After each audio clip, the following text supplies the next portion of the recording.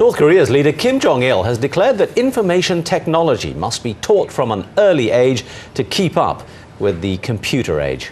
But rising to that demand could be a challenge for the impoverished nation, as Tony Cheng discovered on a recent visit.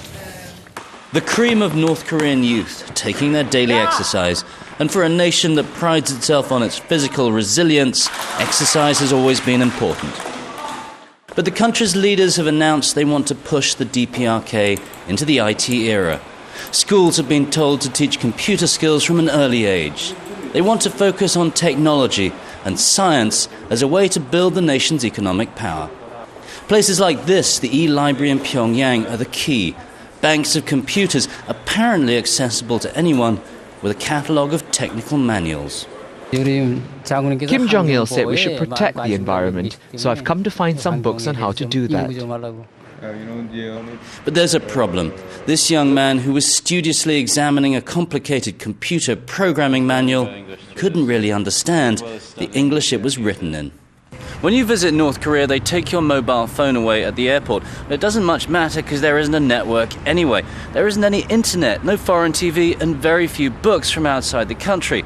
So the age of information technology is limited to information you can only find in North Korea. In one of the few remaining hardline Marxist states, it's easy to feel you've stepped back in time. But while the ideology is strong, the economy certainly isn't. Crippling shortages, a massive energy crisis that causes almost daily power cuts, and a huge lack of foreign currency. Still, the regime insists on pouring money into unrealistic schemes that have little chance of benefiting the majority. In one school, we even came across a lab where the students claimed to have mastered the skills of cloning.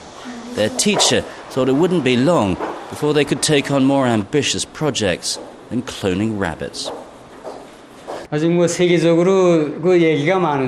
the theory of cloning human beings, but it's a very complicated process. The reality is, as much as North Korea may want to, it doesn't have the resources to transform itself into a technology hub.